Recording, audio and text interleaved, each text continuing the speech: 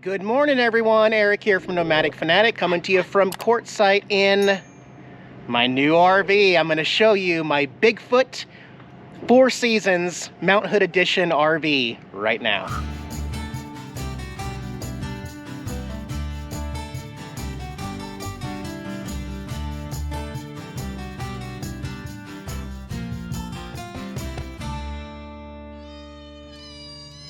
See this smile, guys? I'm in a very good mood. This is like what, my 8th RV on the channel, so this is a big move. And stay tuned till the end of the video. I want to talk about more about the specific reasons why I went with this, why I'm changing from one Class C to another, and why I didn't pick a diesel pusher and things like that. But right now, I'm so excited. I have the best Class C that you can get on the market. If you don't know, these Bigfoot RVs, they're manufactured up in British Columbia, Canada. They are from the factory Four Seasons, so it's not an Arctic package that they add to it.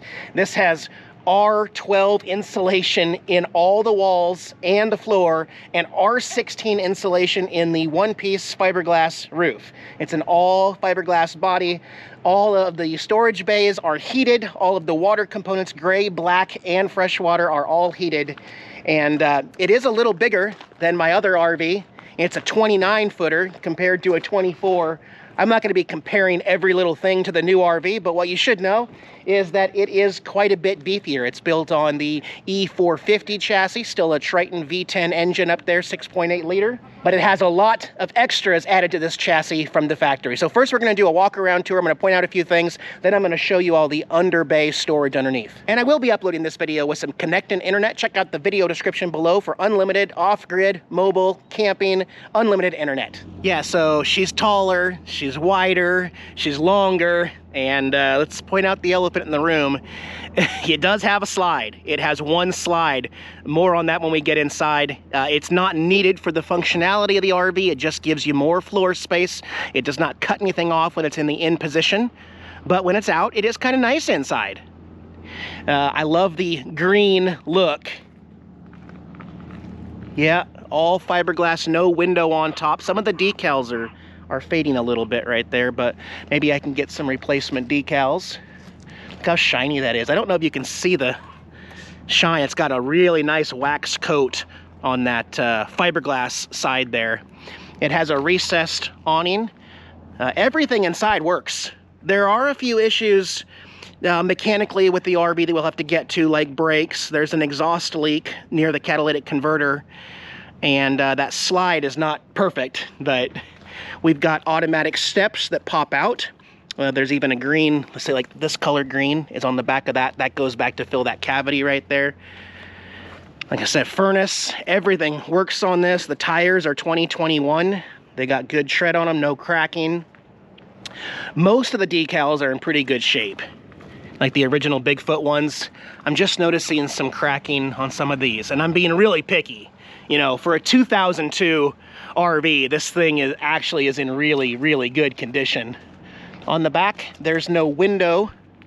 That's the bedroom, but as you can see, the very rare Mount Hood edition. Mount Hood is in Oregon, where I picked this RV up from and drove back. This is the Mount Hood edition, so not a standard Bigfoot. But yeah, let me open up some compartments here and show you what we got. Actually, let's start under the hood with that E450 Super Duty Triton V10. Ironically, the same motor that's in my Tioga. 51,000 miles. And it looks very clean in here. All the hoses, everything looks new. They've replaced the air filter components here. New battery up front, new coach batteries, but we're going to be putting lithium in later. Yeah, somebody has definitely taken care of this RV, guys. Let's start over on the driver's side. Again, that emerald green theme. Well, it goes right into the cab of the RV with these are the original bright green neon. Well, no, they're dark green. Flex steel captain's chairs up front. Most Bigfoots have these, not just the Mount Hood edition. We've got cruise control and tilt steering, air conditioning, heat. Look at this. Powered mirrors on both sides with heat. That's part of the Bigfoot package. These mirrors are heated, and I did use these on the way down from Oregon. I woke up in the morning and my mirrors were frozen and I had to thaw them out in about 15 minutes. They were completely, had no ice on them, so works great. You probably noticed the camera on the back. Well, under the visor is the backup camera, and that is a factory backup camera built right into the visor. Awesome for keeping an eye on what's going on behind me or whatever I'm towing the car or the trailer. When the one slide is out, there's one compartment that is a little bit more difficult to access, but it is a big bay, and they're all that fiberglass. It's also where the power cord comes out right there for 30 amp. It does have an outdoor shower that works great for rinsing off your RC trucks or your pets or your feet when you're at the beach and you just want to rinse off the sand. That's great to have. Moving over here, this is beautiful, guys. I don't know if you can tell, but I've got the receipt to prove it. That is a brand new, and I mean brand new, 2 months ago, Cummins Onan generator. Brand new, 0 hours, starts right up, works amazing. Previous owners were having problems, so they spent $5,000 to put a brand new generator in this RV. Going back over here to the wet bay, these are where all the valves are for the gray and the black. See the tubes back there? It is a heated, insulated bay. That's what makes this a 4 seasons RV, so as long as we're running the furnace, this RV can withstand temperatures down to -20 degrees and still not freeze any of the tanks or components. All of these bays are weather sealed. They're all fiberglass. This is a pass-through where you can put large objects all the way to the other side. Big, huge bays with lights. Got the water heater, water fill, and city water here. Moving around to the passenger side, another giant bay right there that's part of the pass-through. We got the propane tank here. Now, we were almost empty and he got 14 gallons in there, so I'm assuming it's close to a 20 gallon. I think it's a 20-gallon tank. Got cable hookup, power outlets here. Furnace works great right there. The fridge vent, we'll go inside in a minute. Another giant bay right here with huge, I wouldn't call it pass-through, but that goes all the way almost to the other side for tables and chairs and awnings and canopies and stuff. Lots and lots of storage.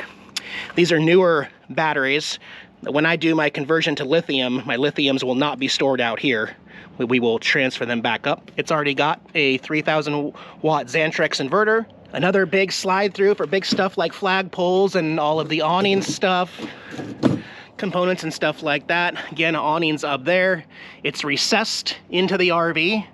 That's standard for these Bigfoot models. That's how they do them. And then again, the passenger seat over here with that green.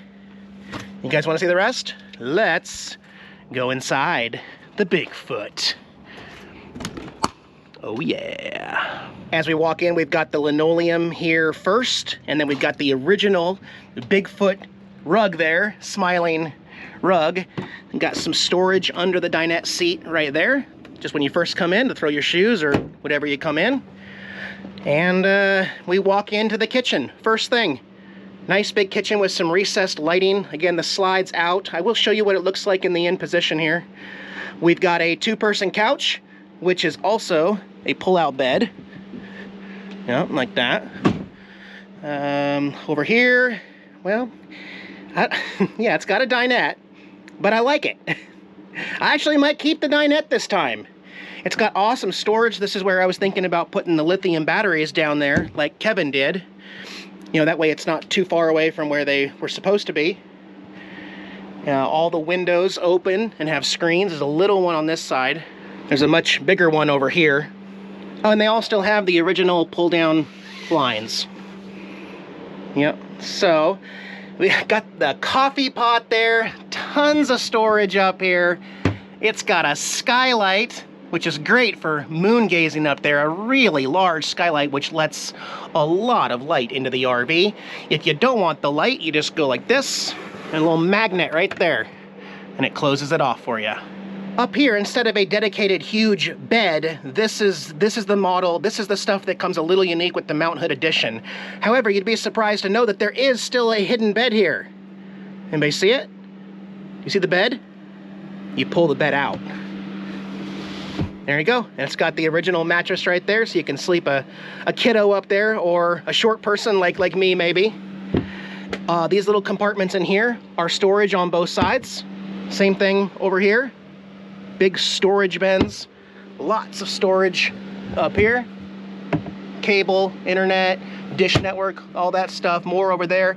They got a 32-inch TV in here, and it's really cool because they did not delete all this extra storage back here. The TV flips up, and that's a deep, deep bay right there for more storage. Of course, this RV has the carpeted ceilings. So if you're looking at a Bigfoot, the first thing you want to look for is decolorization in the carpet. And there isn't any in this RV. I always look up in the corners to make sure, because once that carpet gets wet, the glue forms this yellow stain. And you would know right away if this RV had leaked before. This is the original headliner ceiling carpeted.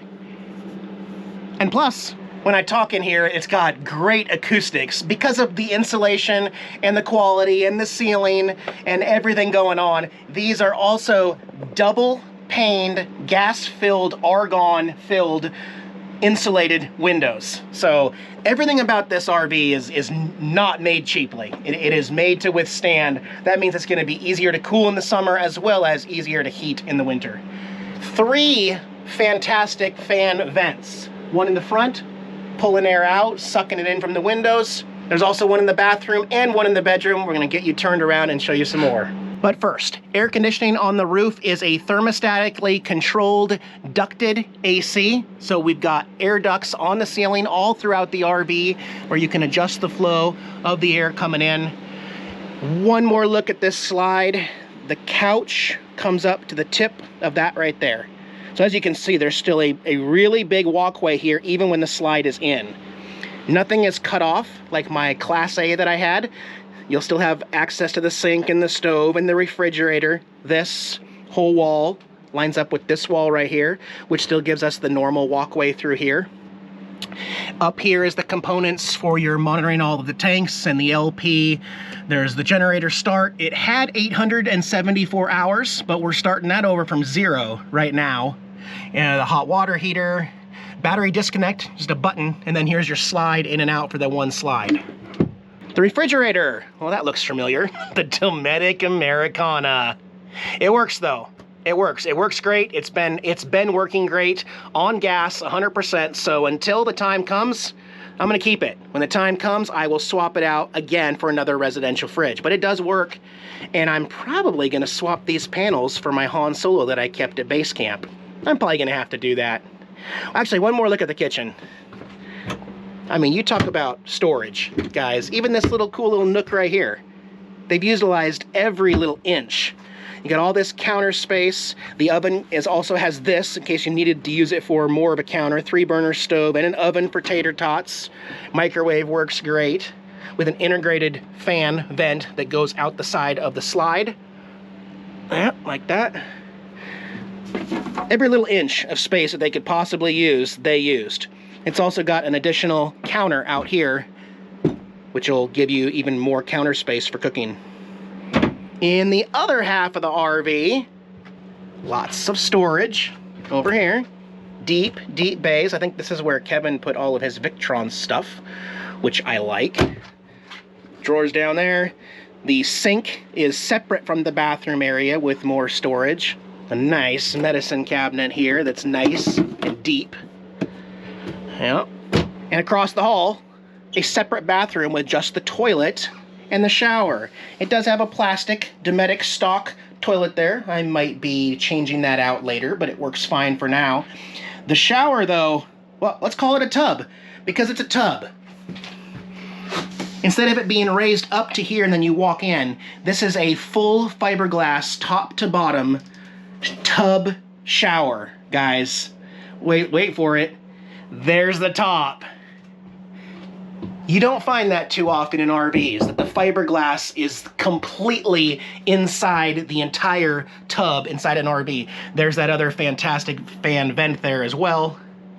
I have not taken my first shower, but I have tested all the water systems and everything works. It's got this little accordion door here to close it with magnets. Fine for now. And then as we come into the master bedroom, again, another accordion door here if you wanted to separate the two, but we've got a queen-sized walk-around bed. That's right, complete walk-around. How easy is this to make the bed? More storage here, more deep, deep storage on both sides of the bed. And storage up there. I love that fan right there. Again, it's blowing out right now, but if it were a warm night, if you blow it in, it'd be right on your face like that. Two big windows here, pushing air from side to side with the screens on them. We need those for the kitties. And the same storage right there.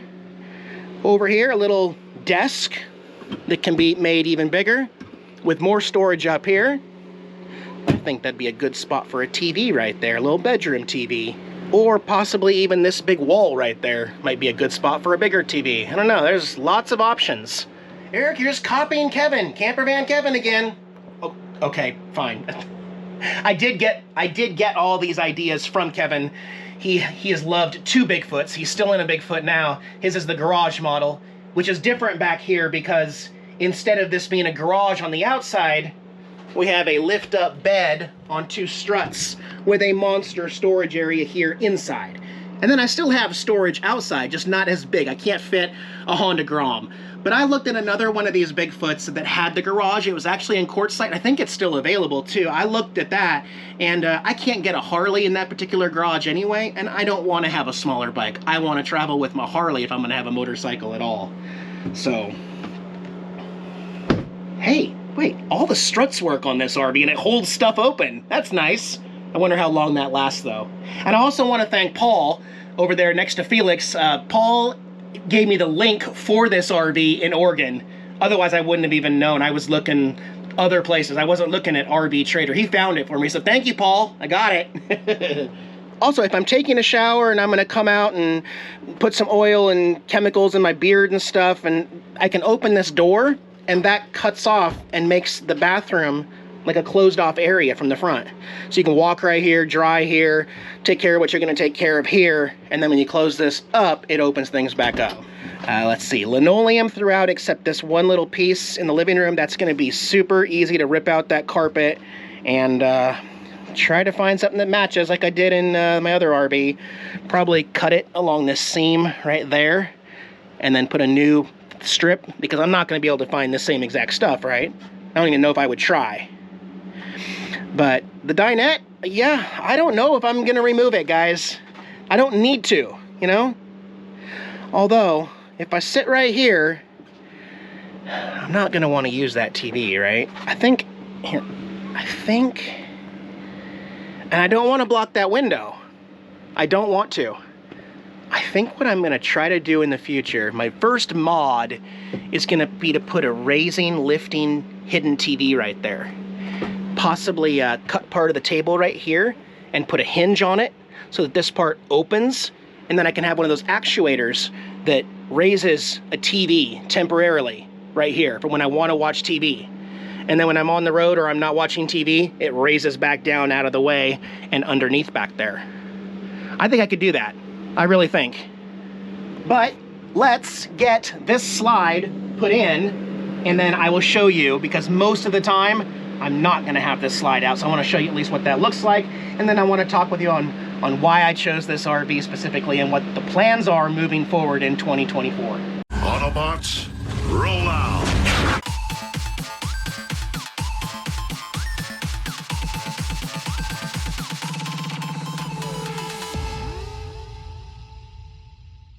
So there you have it. We still have plenty of floor space. In fact, pretty much the same amount that I have in my other RV to walk through. The kitchen area like this. Yep, normal. Honestly, how often am I going to put that out? Probably only when I really am going to be parked for a while. Here, I'm going to be in and out, so the slide is going to stay in for the most part. Yeah, I like it. I like it a lot. Wait, there's a couple things I forgot to show you. Like, really important things. Eric, oh my gosh. Go back to the outside tour. How about full air ride suspension on this Class C RV. In fact, adjustable front and rear airbag suspension from the factory. We got an air compressor in the back, and then up front under the steering wheel, the red and the white needles there are for the front and back. Fully adjustable air ride suspension. So depending on what terrain I think I'm gonna go on, if I'm gonna do more off-road, or maybe the difference between having the Harley trailer on the back versus the car changes how much help I want from the rear suspension back there. That's just a really cool option. And I'll tell you what, I've driven a lot of Class C RVs. I have never experienced air ride suspension. And that trip down from Oregon last 3 days, smooth as butter. Yeah. Additionally, no hydraulic leveling jacks, thankfully. Those things are garbage and they are expensive to repair. But have you ever seen a Class C RV that has manual stabilizers? Like a trailer. In fact, I put my drill bit right there to put all 4 of them down on the front and back. It's got manual stabilizers. In fact, you can find these drill bit attachments at Walmart in the camping section. And then you just put them on there like that to raise and lower. And just keep them lubricated just like the slide and the automatic steps, and we're not gonna have any problems. What's also nice about this change is that it's not too far away from where I'm coming from, right? I stuck with the Class C family look, right? So, but I got one of the best ones you can get. Some might say Super C's are the best because they're diesel and stuff like that. But you know, the more you go up like that, the more slides and the more computers and the more problems. This is right there where I like it. Most of the stuff is manual. It does have a slide, but we're staying with that Class C feel that you guys are probably so used to seeing me in, and it fits me a lot better. Lots of outdoor storage. I feel like I'm forgetting a bunch of stuff. Did I mention everything works as far as the RV inside living in it? Furnace, fridge, water heater, everything works. I made sure of that. But the kitties have not even been inside the RV yet. So let me get Tara and Opie inside, all the doors closed, and then we'll have another little chat. Opie, what do you think? You gotta explore everything and find your spots, right? Guess where Tara went, guys? Tara went straight underneath this. Oh wait, now she's coming out. It's okay, Tara. What do you think? You sniffing everything? I'm so proud of you. You're getting so much braver. What do you think? You want to check it out? Where's your spot? Probably up high, huh? There's a lot of cool little spots to hide, Tara. Opie, gonna go check out the bathrooms and the bed? What do you smell? Before we really move the kitties in though, something I do with every time I get a new used RV to me, and that is to bug bomb spiders, fleas, ticks, ants, roaches. I've already got the stuff. That'll pretty much take an entire day because I like to kind of overdo it a little bit. I like a good 4 hours in here with all the windows closed and the pilots off and everything, and then I'll open all the windows and let it air out. It's perfectly safe for pets after the fact. Where's Opie? But yeah, because I don't know the history of this RV, I just want to make sure it's clean and ready for the kitties. And myself, of course. Opie? What do you see over there, dude? Did you find the bed yet? You're lurking. Why are you lurking? I'm so happy to see Tara so like out of her shell and actually exploring on her own so quickly. It's our new home, Tara. Gotta find a spot for the litter box. You can go back there. She's so confused. She's like, my RV's over there, Dad. Opie! I knew that was gonna be a good cat spot. Yeah, and you'll have to jump from here to here, you know? What do you think, buddy? You happy boy? You happy boy? Yeah, don't go down there. Don't go down there. That's not a good spot though. I actually put Tara up here because I wanted her to see that could be a safe spot. You know, like laying on here and keeping an eye this way with... Cats like to have something on their backside, makes them feel more comfortable. Yeah, you get to pick whatever spot you want, girlfriend. Okay. You guys keep exploring, okay? I'm gonna talk to everybody. Okay. So what you don't know is that behind the scenes, I have been feverishly looking at RVs I've been sharing a few of them with my patrons over on Patreon.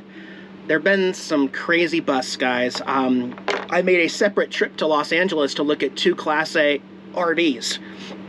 Both of them were Monaco Windsor 40 foot and a 38-foot diesel pusher. That was back when, I don't know if you guys caught that on my last video at Christmas when I was looking online at RVs. You could see a 40-foot RV, and yes, I was really still considering moving up into something that big. And then this popped up, and this one popped up specifically. I mean, sometimes you have to find the floor plan that works, and then, you know, am I in love with the green underbody and the bright green captain's chairs? I'm not in love with it. I think it'd be better if it were blue.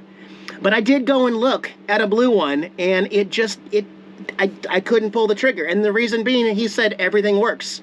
Guess what? The refrigerator didn't work at all on gas, on propane.